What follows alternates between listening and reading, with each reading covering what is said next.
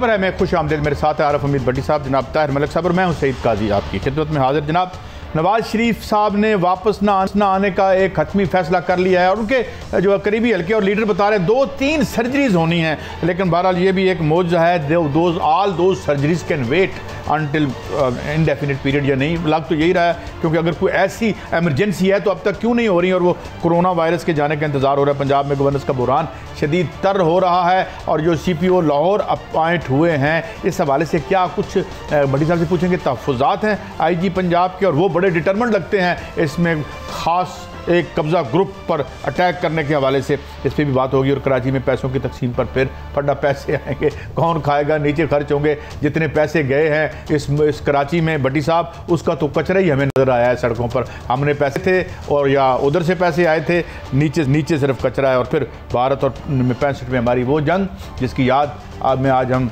बात भी करेंगे और क्या हम इनसे बच सकते हैं और क्या भारत जो है वो कोई अक्ल के नाखुन लेगा कि यहाँ अमन से हम रह सकें। मगर भट्टी साहब सवाल ये है, अब बड़े तंग भी पड़ गए। पहले तो मुझे ये बताएं, खबर मुझे ये दें कि उन्होंने कोई नहीं आना और क्या वो इस सियासत से आउट हो गए हैं और उनका सारा मकसद अब मोहतरमा को क्योंकि मैं आपको ये बता दूं, मैं 1-2 शॉर्ट है मैं पहले सुनवा दूं जी। खकान अब्बासी साहब और एहसन इकबाल साहब क्या कह रहे हैं, फिर भट्टी साहब से पूछते हैं उनके क्या इरादे हैं। हमारी पार्टी की तरफ से जनाब कायद नवाज शरीफ साहब को दरखास्त है, आप अपने इलाज को मुकम्मल करवा कर और डॉक्टर्स की राय की रोशनी में वापस तशरीफ लाएं। पार्टी ने फैसला किया है कि वो इलाज करवा कर आए जिस मकसद के लिए गए थे, बाकी फैसला मियां साहब का अपना है। भट्टी साहब कुछ इलाज पर इसरार होता जा रहा है, असल अंदर की खबर क्या है? बिस्मिल्लाहिर्रहमानिर्रहीम। काजी साहब नंबर 1 तो NRO के तहत डील के तहत गए थे, मौजूदा हुकूमत ने ना उनको भेजा ना इन बेचारों का रोल था। अंडरस्टैंडिंग तो आपने अच्छा लफ्ज़ कहा। मुझे समझ नहीं आती, ये शाहिद हकान अब्बासी ना डॉक्टर है ना एहसन इकबाल साहब डॉक्टर है, ये कैसे फैसला कर सकते हैं कि इलाज कब होना है, क्या होना है, कैसे होना है। 8 महीने से अब तक क्या कर रहे हैं? वो चहलकदमी कर रहे हैं, बिजनेस डील कर रहे हैं, अपने बच्चों के साथ एंजॉय कर रहे हैं, घूम रहे हैं। उस वक्त तो तकलीफ़ नहीं होती। तकलीफ क्यों हो रही है पाकिस्तान आने में कि वो उन्हें आते सार सीधा इश्तिहारी करार दिए जाएंगे, जेल जाएंगे। अब वो जा रहे हैं कि 20 तारीख को APC हो। APC के लिए उन्होंने खुद राब्ते शुरू कर दिए हैं। मौलाना फजलुर रहमान साहब को पैसे भी पहुंच गए। आप ये कह रही है सारा अरेंजमेंट इस जमानत के और इस जो अदालत के इशू की वजह से प्रेशर आ रहा है उन पे कि जनाब ये यलगार कर दें या यलगार कर दें। उन्हें सिर्फ ये एहसन इकबाल साहब मुझे बताएं किस बिना पे, ये तो डॉक्टर ने फैसला करना। कोरोना पूरी दुनिया में है, क्या कोरोना के होते हुए पूरी दुनिया में इलाज नहीं हो रहे, ट्रीटमेंट नहीं हो रहे? आज PIC चले जाए, दर्जनों ऑपरेशन हो रहे हैं। इमरान नवाज शरीफ को कोई भी ऐसी बीमारी नहीं जिसके लिए उनकी ज़िंदगी को खुदा ना खास्ता ख़तरा हो। असल बीमारी है जेल जाने की। वो जेल जाने की बीमारी से इलाज के लिए लंदन में बैठे हैं फ़रार होकर। तो असल बात यह है कि मौजूदा हुकूमत इसलिए बेबस है कि वो उन्हें ला नहीं सकती। अपोजिशन ये चाहती है कि उनको भी कोई अंडरस्टैंडिंग करके कह दे कि जी आपसे एहतसाब की छतरी उतार ली गई, आप अपने लीडर को बुला लें, तो नवाज शरीफ पैदल पहुंच जाएंगे पाकिस्तान। मलिक साहब ये बताएं, मैंने आपसे एक अंदर की खबर लेनी है, मगर सवाल मैं आपसे कर दूं कि मैं ये तो नहीं हो सकता कि आपको कोई विजिटर आया हो, आप कहें यार ज़रा आप इंतज़ार करें, तो ये ऑपरेशन को कह रहे हैं कि ज़रा इंतज़ार कर ले, यही लग रहा है। अच्छा बहरहाल अंदर की खबर आपके पास क्या है, फैसले क्या करना है? हमें पता है जितने बीमार हैं और जितने बीमार वो नज़र आ रहे हैं वो तो बादियों नज़र में, खबर क्या है? खबर मैं आपको ज़रूर दूंगा, मगर मैं कमेंट ज़रूर करना चाह रहा हूँ जो भट्टी साहब ने किया। देखिए कोई ना कोई चीज़ तो आप पकड़े ना, किसी सिस्टम से तो आप फॉलो करें। आपने पंजाब के मेडिकल सिस्टम को अपना इस लूप में लिया, आपके स्पेशलिस्ट आए, कराची से आए, अपना यार वो तो फेलियर हो गया ना। मेरी बात उनका बताएं, नहीं आप किस तरह बात कर सकते? आपने जो अंडरस्टैंडिंग किया, NRO किया, जो किया, माफ़ी दिया, आपने उस पर लिखा था कि जब आपके डॉक्टर कहेंगे आप वापस आएंगे, तो आप पहले मुआहदे को क्लियरली समझिए, आप उसकी मुखालफत कर रहे हैं। मैं खबर जो आपको देना चाह रहा हूँ बड़ी इंटरेस्टिंग है। वो खबर ये है कि नवाज शरीफ ने यह फैसला किया हुआ है कि इन हाउस कोई तब्दीली में नून का हिस्सा नहीं होगा। और जो अंदर की खबर रखने वाले हैं वो ये कह रहे हैं कि पाकिस्तान में इमरान खान की जो हुकूमत को पार्लियामान में सिक्योरिटी मिली हुई है, जो वहाँ पे अदम इत्मीनान नहीं आ रहा, उसकी वजह नून है, क्योंकि नून ने एक प्रिंसिपल फैसला ये नवाज शरीफ का है कि अगर हमने करना है तो हमने नए इलेक्शन के लिए जाना है, हमने किसी सूरत इमरान खान के खिलाफ पार्लियामान में नहीं जाना। उसकी क्या वजह है, इसमें क्या है? उसकी बिल्कुल सिंपल रीज़न है। उसकी सिंपल रीज़न, नवाज शरीफ ने पाकिस्तान को 30 साल रूल किया, उसको पता है कि इन हालात में वो कुछ नहीं कर पाएगा, लिहाजा बेहतर है इमरान पे प्रेशर है और ये हुकूमत करता रहे। जब हम आए तो हम नए इलेक्शन से नई फोर्स लेके आए, और उसमें कुछ वो ये भी चाह रहे हैं, कुछ लोग रिटायर भी हो जाएंगे, कुछ पोजीशंस भी बदल जाएंगी पाकिस्तान में। अच्छा, एस्टैब्लिशमेंट में कुछ उनकी मर्जी के बंदे आ जाएंगे, कुछ थोड़ा सा इस तरह कोई बात नहीं। ये मैं भी ख्वाब देखता हूँ, बिल्लियाँ भी ख्वाब देखती रहती हैं। अच्छा ये बताएं बड़ी साहब कि ये एक कह रहे हैं जनाब के इस्तीफे देने को हम तैयार हैं, राना सनाउल्लाह साहब का कहना है, तो क्या कोई ये क्राइसिस क्रिएट करने का भी आप? मलक सबसे टोटली इख्तलाफ करता हूँ। नवाज शरीफ को या शहबाज शरीफ को आ जाए ना, रो मिल जाए ना, तो सुबह पहली फ्लाइट पे पाकिस्तान आ जाए। आपको किसने तो इत्तेफाक करते हैं नहीं कि आपको किसने कह दिया इन हाउस तब्दीली नहीं चाहते? वो सिर्फ जेल जाने से बचने के लिए बाहर गए हैं। मेरे भाई इलाज कराने गए थे ना, वो बीमारी का इलाज कराने गए थे। मुझे बता दें उनका कोई डॉक्टर 8 महीने में उन्होंने कौन कौन सा ट्रीटमेंट कराया वहाँ? वो तो गए ही नहीं थे इलाज के लिए, वो जेल से बचने के लिए गए थे। उसका मकसद पूरा हो गया। और नवाज शरीफ पूरा जोर लगा रहे हैं, पाँव पकड़े हैं कि खुदा का वास्ता हमें चांस दे दे। हाँ, इन हाउस तब्दीली इसलिए नहीं है, पीपल्स पार्टी नून लीग समझती है कि पीपल्स पार्टी समझती है कि दोबारा नए इलेक्शन का फ़ायदा कोई नहीं, हमें सिर्फ उधर सिंधी मिलेगा। नून लीग ये चाहती है कि दोबारा हो जाए तो हम पंजाब में, इनका अपना गुमान है कि ज़्यादा अक्सरियत से आ जाएंगे। मैं लेकिन एक बात बता दूं, कल नवाज शरीफ ने पंजाब की, पाकिस्तान की अहम तरीन शख्सियत से बात की है, और बज़ाहिर ऐसा लग रहा है कि अगर इनकी अंडरस्टैंडिंग या एनआरओ ना हुआ तो 20 तारीख को ये पंजाब की अहम तरीन शख्सियत कौन हो सकती है? बड़ी साहब मतलब पिंडी में बैठने वाले यार मैं तो नहीं ना हो सकता। बुज़दार साहब बेचारों ने क्या लेना है और क्या देना है, उनका क्या काम है? वो दही खा रहे हैं, आपको उन पर भी क्या एतराज़ है? तो वो उनकी बात कर रहे हैं। शहबाज शरीफ साहब भी डील कर रहे हैं, बाकायदा राब्ते में, मैं आपको गारंटी दे। शहबाज शरीफ साहब यकीन से कह रहा हूँ, इसी वजह से तो तरले भी कर रहे हैं, आप डील इसी वजह से जिसको घसीटना था उसको जाके मिले हैं। हर कोई रीज़न तो होगी ना।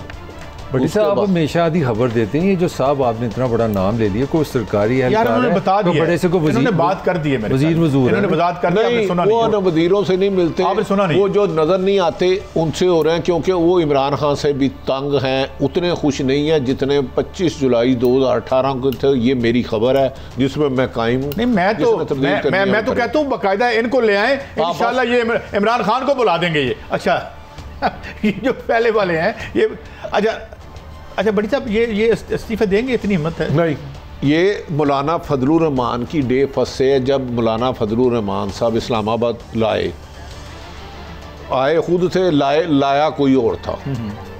उनको कहा गया 1 महीने बाद भेज देंगे। उन्होंने कहा कि मौलाना फजलुर रहमान ने नवाज शरीफ साहब को और बिलावल दोनों को कि आपने पहले मुझे चीट किया, आपने खुद अंडरस्टैंडिंग और बारगेनिंग कर ली। जरदारी साहब की भी बेल हो गई, नवाज शरीफ भी बाहर चले गए। अब मैं आपके साथ इस शर्त पे मदरसे के तालिब इल्म कत्लो गारत के लिए लाऊंगा, जलसे जुलूस के लिए लाऊंगा कि आप जब मैं कहूँगा उसी वक्त रिज़ाइन दें, तो रिज़ाइन भी पहले लिख के दें। तो ये मान गए हैं? इन्होंने कहा मैं मर भी जमाते है ना काम करा। वो कह रहे हैं नामुमकिन है, ताहम इसकी मुलाकातें जारी रहेंगी। फिर भट्टी साहब APC तो गई, अगर ये इनकी ये बात है कि जी पहले आप हमें इस्तीफे लिख के दें। भाईजान नवाज शरीफ ने और बिलावल ने साफ कह दिया हमने रिजाइन नहीं देने, मौलाना साहब इस टिकट पे चलना तो चलें, क्योंकि आपके तो पल्ले कुछ नहीं है, तो हमारी सिंध हुकूमत भी आप लेना चाह रहे हैं। कोई आईनी माहिर ही बता सकता है। नहीं भट्टी साहब आपने तो मेरी खबर कंफर्म कर दी है कि दोनों इस्तीफे नहीं दे रहे। नहीं तो मैं कब प्रेशर नहीं बिल्ड कर रहे। नहीं यही मैं कह रहा हूँ। APC चलाना, रिजाइन तो आपका क्या मतलब है? रिजाइन दे देंगे वो सिंध हुकूमत छोड़ देगी Peoples Party? Do you think क्या शहबाज शरीफ अपोजिशन लीडर होने के नाते छोड़ देगा?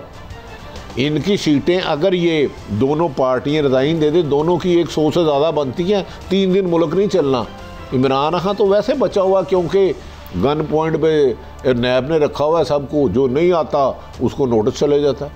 तो रिजाइन इन्होंने नहीं देने। अगर कल को मूवमेंट, ये शर्त ये है कि अगर मौलाना फजलुर रहमान की सरबराही में मूवमेंट बहुत तेज़ जाती है तो फिर ये सोचेंगे जिसकी उम्मीद कोई नहीं है। उनके अपने आ जाएंगे, वो तालिब इल्म आ जाएंगे, और कौन सी मूवमेंट बनेगी? तो बस एग्रीड, मैं आपके साथ एग्रीड हूँ। इसीलिए वो दोनों पार्टियां रिजाइन नहीं दे रही कि हम रिजाइन भी दे दें तो हमारे पल्ले क्या रह जाएगा। दूसरी बात भट्टी साहब ये है, अगर एक और सिनेरियो, अगर ये इस्तीफे दे देते हैं, ठीक है, मियाँ नवाज शरीफ साहब इस मुल्क में आ नहीं सकते, मरीम साहिबा जो है एक नोवेस हैं, यहाँ पे जो 4 सीटें हैं पता नहीं ये भी ना रहें, नोबडीज, कोई मैं नहीं कह सकता, मुमकिन है 2/3 आ जाए, मुमकिन है कि कुछ भी ना आए, फिर क्या, फिर तो उनके पास रहेगा क्या? देखिए जो ताकतवर कुव्वतें हैं, फिर मैं एक खबर आपको दे दूं। जी जरूर।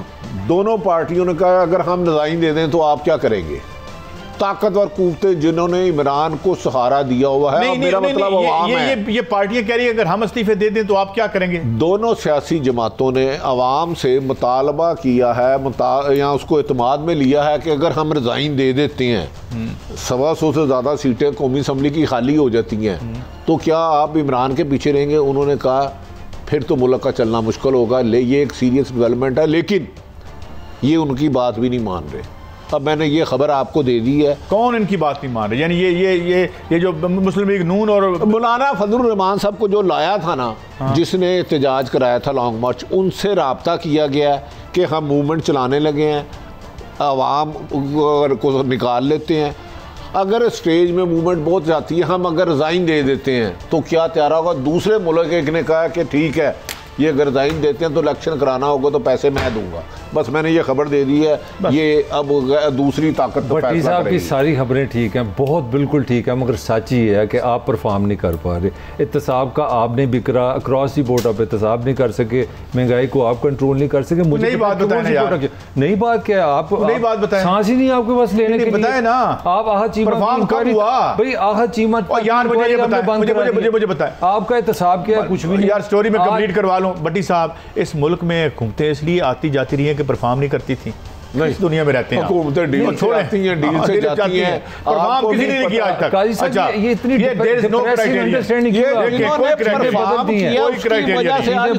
दिखाने पे हैं जिनको 5-5 सूल पूरे कराए हैं ना, नून लीग और उन्होंने तबाह किया और इस हालत में 5 साल सबसे लंबे रहे कौन? यूसुफ रजा गिलानी साहब, परफॉर्म किया उन्होंने, है छड्डो मलिक साहब। अच्छा सॉरी, आई एम डिफरेंट, आपकी बात नहीं, अच्छा आगे बढ़ते हैं, अब आगे बढ़ते हैं, टाइम जो है वो हमारे पास।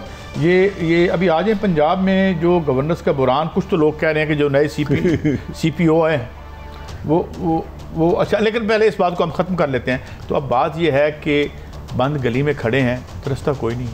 बंद गली में खड़े हैं, हुकूमत भी और सियासतदान भी, ये यकीन से कह रहा हूँ, जो अवाम इमरान खान साहब को लाई है ज़बरदस्ती सपोर्ट दे के, मतलब है वोटों से ही होता ना, जो जिसे जैसे भी लाते हैं, वो भी सख्त परेशान है। मैं आपको ये नहीं कह रहा कि ये इमरान खान की हुकूमत जा रही है, हो सकता है 10 साल रहे। दिसंबर तक इमरान खान साहब भी इम्तहान में है और अपोजिशन ने, अगर कोई उसके पास स्ट्रीट पावर है, मेरी नज़र में तो नहीं है, मौलाना फजलुर रहमान पे बेस कर रहे हैं। भट्टी साहब, आज एक अजीब सा सवाल मेरे जहन में आ गया है, पता नहीं उसे मलिक साहब आपसे मैं कर लेता हूँ। लोग सदारती निज़ाम की भी बात कर रहे हैं, परेशान सारे हैं, ये भी परेशान है, ये ताकत का सेंटर परेशान है, वो भी परेशान है, लेकिन कहते हैं IPPs को हाथ न लगाओ, चीनी वाले को हाथ नहीं लगाना, किसी हर माफिया को इंटैक्ट रखा हुआ है, लेकिन हम परेशान भी हैं। ये कैसी परेशानी है? ये परेशानी असल में ये है कि वो कहते हैं ना कि बीमारी को आप हाथ नहीं लगा रहे। देखिए सदारती निज़ाम यहाँ पे 11 साल जनरल ज़िया सदर रहा है, अगर इतना अच्छा रहा है, अयूब खान रहा है या ये खान रहा है, जुल्फ़िकार अली भुट्टो भी सदर है, एडमिनिस्ट्रेटर भी थोड़े देर से ले लिया। नहीं, मैं पॉइंट, पाकिस्तान दुनिया का वाहिद मुल्क है जहाँ पे ओहदा आया था chief executive, general Musharraf chief executive ही रहा है। सवाल ये है कि आप निज़ाम बदलना चाह रहे हैं कि आप बुनियादें बदलना चाह रहे हैं। अगर आपने इकॉनमी इस तरह ही चलानी है कि IPP लूट के खाए पाकिस्तान को, तो कोई निज़ाम आप सदर ले आए, वज़ीर आज़म में कोई फ़र्क नहीं पड़ेगा। पहले सवाल है, जब हमने फराडियों को हाथ नहीं लगाना और ये जो लोग हैं इनके तमाम वारदात इंटैक्ट रहनी है, मगर और हम इसके ऊपर सदारती निज़ाम भी ले आते हैं और नीचे यही निज़ाम रहता है, तो कुछ होगा? काजी साहब, मैं आपसे 100% इत्तेफाक करता हूँ, जब तक आपने एहतसाब को इंतकाम के तौर पर इंतजाम किया, जो आपके साथ मिल गया वो एहतसाब से बाला हो गया, मुखालिफिन को एहतसाब किया, कोई बेहतरी नहीं आने वाला वक्त गुजरे वक्त से ज़्यादा बुरा आएगा, क्योंकि ना एहतसाब। अच्छा, ये बात होगी, एक और सवाल के जवाब दे, फिर मैं ब्रेक की तरफ जाना। ये शुरू किसने करवाया सदारती निज़ाम का? जो आप कहते हैं ना एक घोड़ा खोलना, चलो मैं कट्टे का लफ्ज़ इस्तेमाल करता, जो घोड़ा खोला गया है वो किसने खोला है? ये एक पल्स लेने के लिए छोड़ा गया, इसकी हकीकत कोई नहीं है। आइन में मुझे से कोई आके आर्गूमेंट करे सदारती निज़ाम लाने के लिए इमरान खान साहब के पास कितनी क्या 2/3 मेजोरिटी है, उन बेचारों के पास तो 4-5 4-5 बंदों का मार्जिन है, किस तरह लाएंगे कार्डिनल? ये उनके कुछ लोगों के रेफरेंडम करा लेंगे? नहीं, कैसे, किस बेस पे रेफरेंडम, किस बेस पे बताया ना, उसकी कोई बुनियाद होती है। 2 रेफरेंडम हुए हैं, ज़ियाउल हक एक डिक्टेटर था, मुशर्रफ एक डिक्टेटर था, अदरवाइज कहाँ रेफरेंडम हुआ है? और इस काम के लिए कि जी जब आप कहते हैं कि सदारती निज़ाम आएगा, उसको कौन सुपरविजन करेगा? किसकी सरबराही में वो रेफरेंडम होगा? किस मकसद के लिए होगा? मेरा ख्याल है वो एक पल्स छोड़ने के लिए किया गया, क्योंकि हुकूमत डिलीवर नहीं कर पा रही, अपोजिशन बच बचाओ की सियासत कर रही है। ये भट्टी साहब बड़ा अच्छा लफ्ज इस्तेमाल बेसिकली कंफ्यूजन क्रिएट करने के लिए किया गया। ये पल्स बड़ा अच्छा लफ्ज कर रहे हैं। एक ब्रेक है। बात यह है कि हम परेशान हैं। अगर जो लोग परेशान है तो किस लिए परेशान है कि ये आज इन बड़े बड़े जो कार्टल्स हैं इनके नाम आने शुरू हो गए हैं, इससे परेशान है। और अगर वो रियली परेशान है तो इनको आगे से हटाएंगे तो पाकिस्तान का रास्ता बनेगा। पहले भी कह चुका हूँ। पंजाब में गवर्नेंस का क्या इशू है? पुलिस की एक बहुत बड़ी अपॉइंटमेंट हुई है, इस हवाले से आईजी साहब जो है पंजाब के, उनकी क्या राय है मुबैना तौर पर, और ये सिलसिला कहाँ जाएगा? एक ब्रेक के बाद।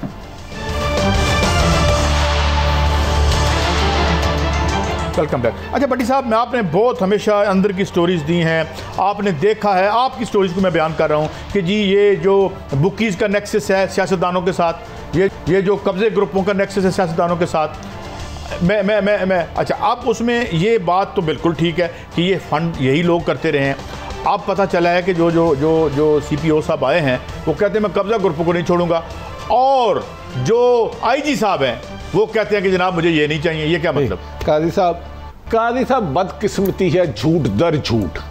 मैं तो जोर से हकायक बताता हूँ। हमारा एक ख्याल था, तसव्वुर था कि इमरान खान के दौर में गुड गवर्नेंस आएगी, लेकिन बैड गवर्नेंस की इंतहा हो गई। मादी में इससे भी ज़्यादा करप्शन और बैड गवर्नेंस थी, इसमें दो राय कोई नहीं है। उनको तो तवक्को ही नहीं थी, उम्मीद कोई नहीं थी। इस हुकूमत ने 5 चीफ सेक्रेटरी बदल दिए, 4 IG बदल दिए। मौजूदा IG जो शुएब दस्तगीर है ना, इन्होंने जो 4-5 दिन पहले गवर्नर हाउस, एक मलक साहब आपके लिए हैरत है, एक मशीर दाखिला ने इंटरव्यू किया शेख उमर साहब का। शेख उमर साहब के बारे में IG ने कहा कि ये मुबैना तौर पर करप्ट हैं। ग्रेड 21 का बोर्ड हो रहा था, IG उसका मेंबर होता है, इन्हें प्रमोट नहीं होने दिया। उधर चारों सूबों के IG होते हैं और दीगर अफसरान होते हैं। इनको गवर्नर हाउस बुलाया गया, उमर शेख साहब को कहा गया कि आप एक सियासी जमात को तोड़ेंगे और जो चाहते हो करो।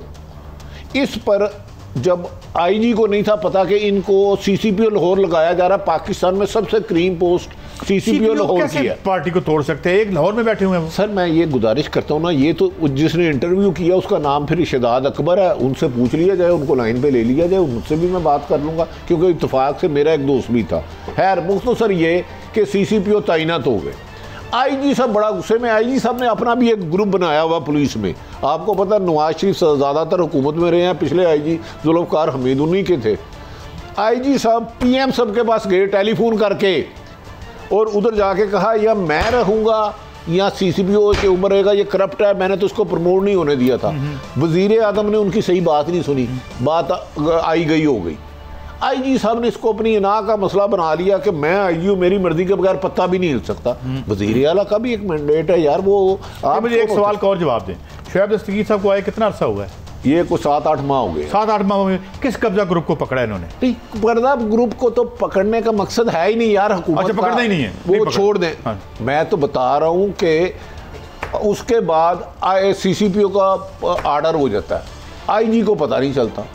IG साहब पहले PM के पास गए, आज गए फिर दोबारा वज़ीर आला पंजाब के पास यूनिफॉर्म के बगैर।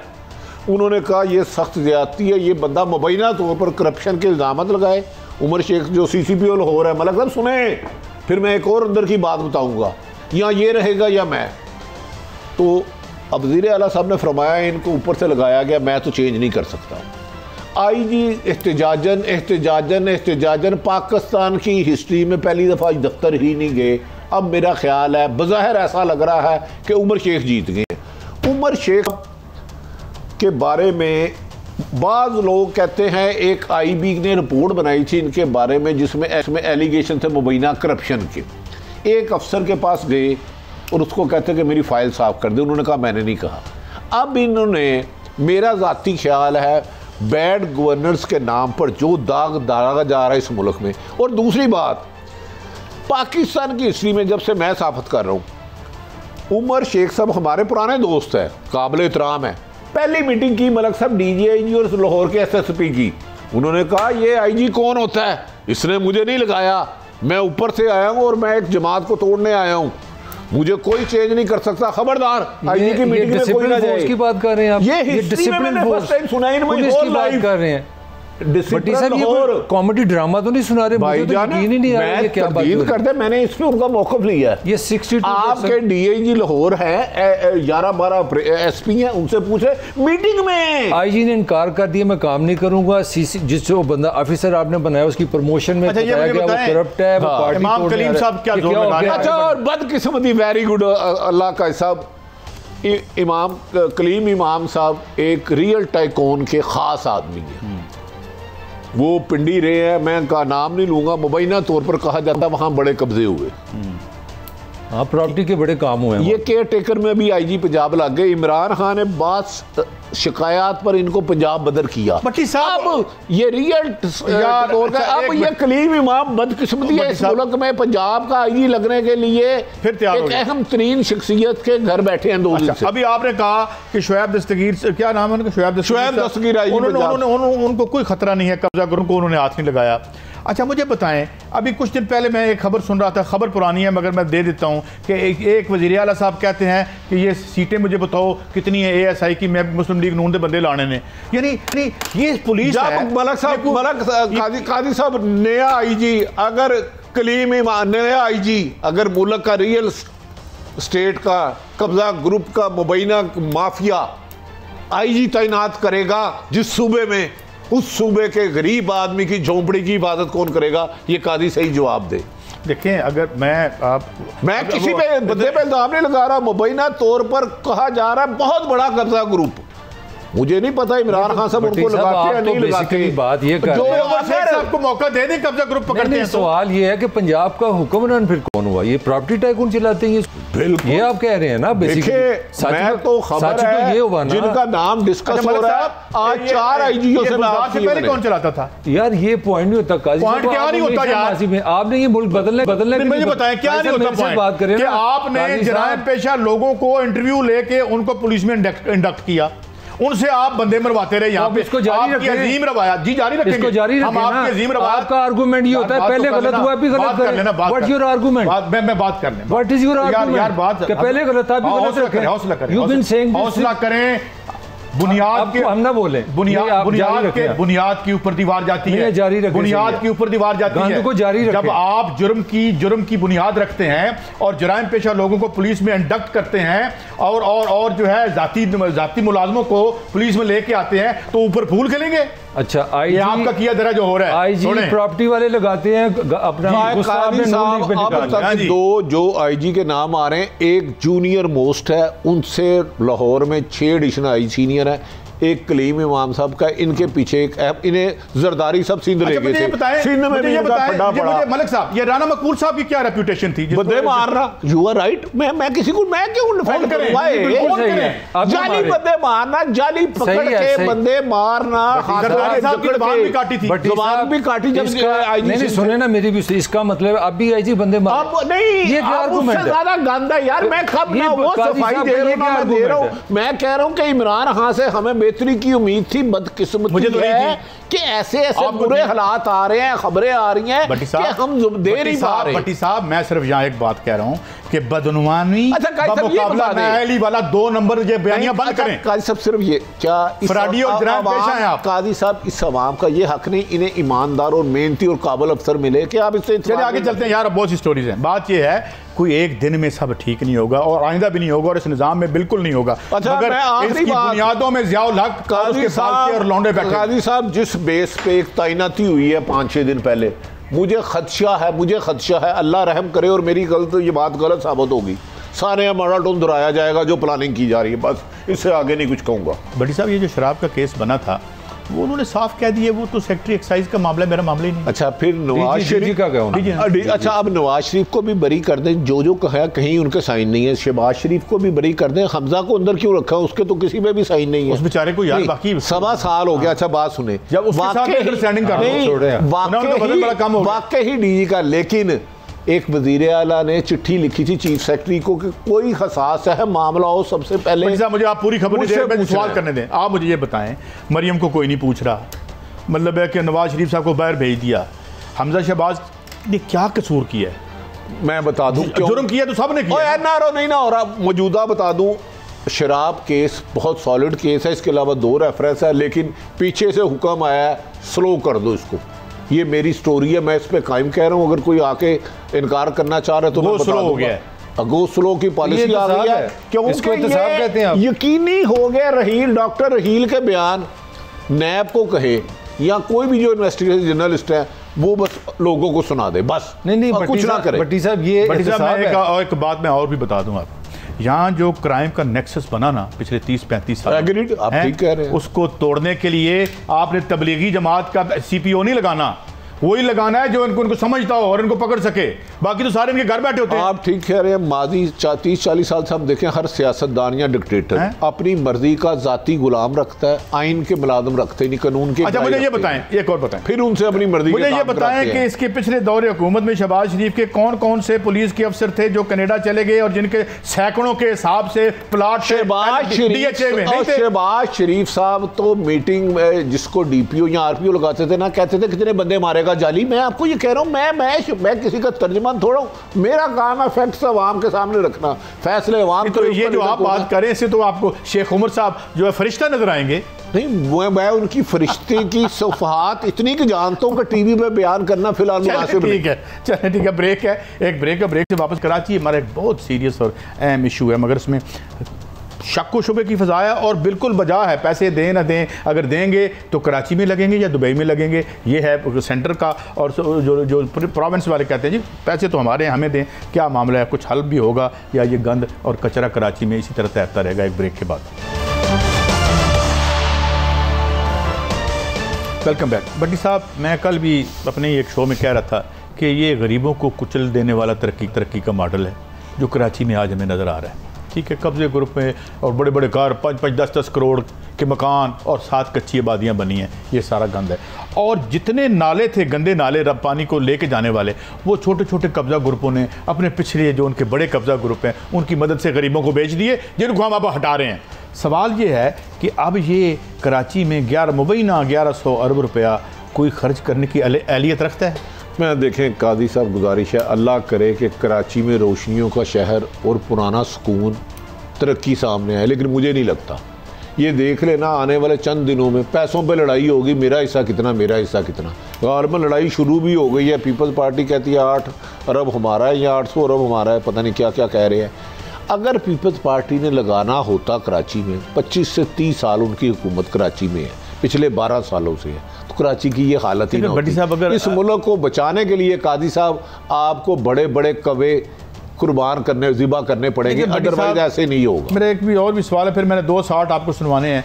जब मियाँ नवाज शरीफ साहब का कराची जो है वो लंदन हो और इनका कराची दुबई हो, तो फिर वो उस कराची में पैसे खर्च हों। मतलब असल बर्बादी इन्होंने बता दी है। जब तक आपके हुक्मरानों का असल मुल्क बाहर हो, उनका पैसा बाहर हो, उनकी औलाद बाहर हो, तो गरीब आवाम रसवा होगी, ख़राब होगी, पानी में डूबेगी, बिजली से करंट लगने से डूबेगी, लालाज होने से मरेगी, भूख से मरेगी। ये इमरान खान साहब ने जो फैसले, जो आपने बुनियाद बनाई है ना, वो काजी साहब वाली बात, अगर आपने कोई चीज़ अच्छी बनानी है तो बुनियाद हमेशा अच्छी बना दिया। बुनियाद सुनने क्या लड़ाई क्या पड़ी है, अभी कुछ नहीं हुआ, सिर्फ नज़रियात भी दोनों पार्टियाँ अलग अलग हो गई हैं। खान साहब ने फरमाया कि मैं 1100 अरब देने के, पीपल्स पार्टी का जो मौक़िफ़ मैं आपको देने लगा, वो कहते हैं जी 800 अरब इसमें हमारी जिम्मेदारी होगी, यानी कि 1100 आपने दे रहे, 800 अरब मैंने देने हैं, बाकी बचे 300, उनका भी सुन लें।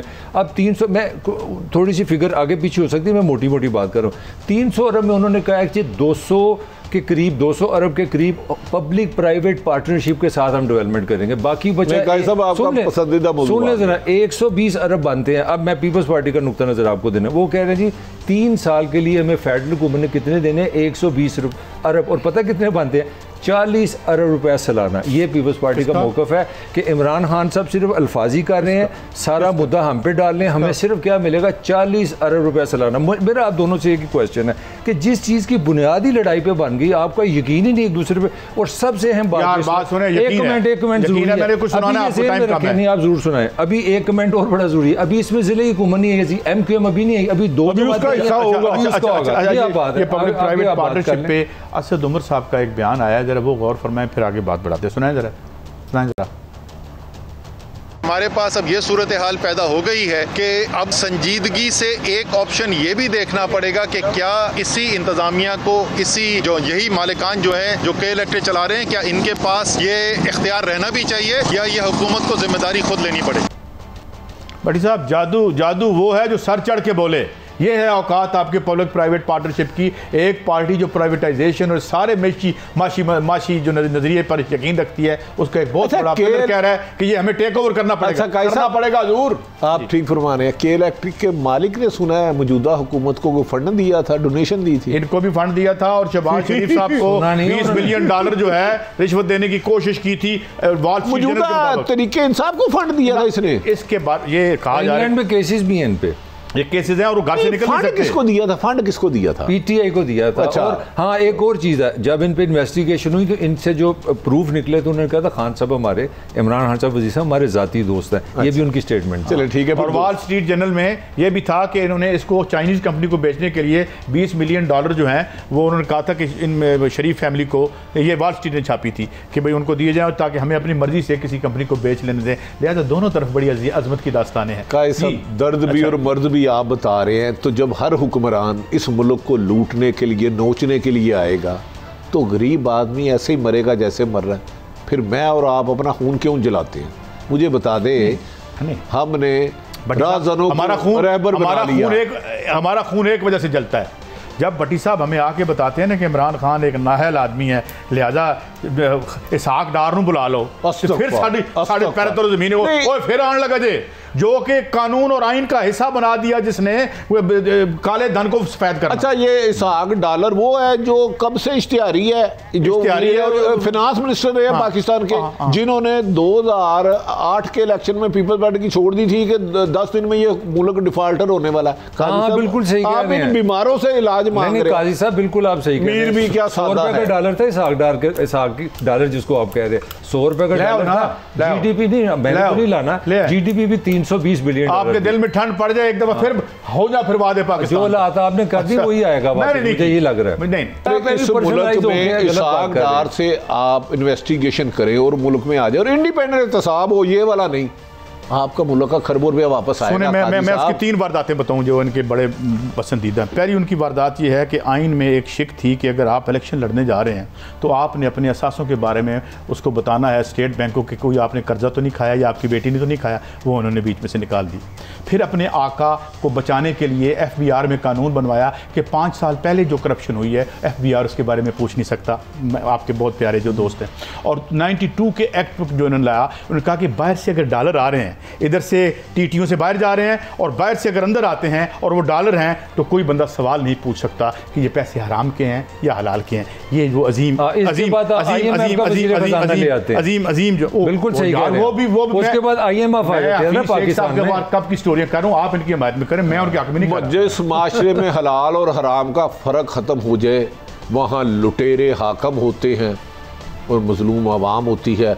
हमारा जिस्म हाज़िर है, हड्डियाँ और खून निचोड़ो और इस मुल्क को। अच्छा भट्टी साहब, मैं एक सवाल करके आगे ये जंग के सवाल पे जाता हूँ। ये जो तीनों पार्टियाँ हैं, ये पावर में हैं, जो दो पिछले वाले हैं, इनमें इस मुल्क के लोगों का हल मौजूद है? नहीं, पिछले तो इंतहा के करप्ट थे, लेकिन मौजूदा ने भी उनसे पीछे नहीं रहे। करप्शन एक ही है ना, तो फिर क्या हमें कोशिश करनी चाहिए कि उनमें से एक वापस आ जाए? नहीं, बिल्कुल नहीं। इस मुल्क का हाल सिर्फ और सिर्फ दयानतदार, बाकरदार, सच्चे मुहिब्बे वतन हुक्मरान। अच्छा भट्टी साहब, अब आगे जाते हैं। एक और जो इबरत का निशान हमारे हमसाये में बन रहा है, उसकी ग्रोथ देखें तो नोज डाइव ले रही है। अमेरिका, इंडिया हमें ना ये जो शोगल सोसाइटी है ना यहाँ की, हम हाथ बांध के खड़े हो जाते थे, इंडिया में तालीम बड़ी अच्छी है, इंडिया में फलां, आप बड़े गलत हैं, आप बड़े गलत हैं। आज वो शोगल सोसाइटी मुझे कहीं नज़र नहीं आती, उसका हशर देखें। मोदी जैसा बंदा पाकिस्तान में, उस जैसा फंडामेंटलिस्ट कभी पावर में नहीं आ सकता। ये हालत तो सोसाइटी की। देखिए, इंडिया ने पिछले 2 साल में जो एक्सपोज हुआ दुनिया में दहशतगर्द मुल्क के तौर पे, और मोदी एक दरिंदा के तौर पे पहचाना जा रहा है, ना सिर्फ मकबूजा कश्मीर की वजह से बल्कि भारत में जो इंसानियत सोच सलूक कर रहा है ना, भारत एक्सपोज हो गया कि वो टेररिस्ट है। एक बात मेरी याद रख ले, 1965 वाली गलती अब दोबारा नहीं करेगा। चीन से मार खाने के बाद अब पाकिस्तान को देख रहा है। मोदी दुआ करे कि और रहे, क्योंकि भारत जल्द टूटेगा जितनी देर मोदी रहेगा वहाँ। ये मेरी अपनी इन्फॉर्मेशन है उनके बारे में। बहरहाल ये है कि जी मलिक साहब आपका कमेंट। मेरा ख्याल है मोदी बड़ा एक शोर लेके आया था कि पाकिस्तान को आइसोलेट करना, दुनिया से काट देना। मेरा ख्याल है पाकिस्तान हुआ कि नहीं हुआ ये बहस है। इंडिया ज़रूर आइसोलेट हो गया। India is known for is इंतहा पसंदी, और जो कश्मीर में किया, जो पाकिस्तान पर इल्ज़ाम लगा रहे थे सारे खुद इंडिया पर लग गए। आज हमारा दिन है, हम आलम को भी याद, ईसल चौधरी को भी याद करें, मगर मैं जाते जाते एक बात कह दूँ। किसी ने कहा था कि बड़ी तहजीबें और बड़े मुल्क बाहर से कोई नहीं तोड़ता, अंदर से टूटते हैं, और मोदी साहब इसको अंदर से तोड़ के रहेंगे। इजाज़त दें, कल फिर हाजिर होंगे। अल्लाह हाफिज़।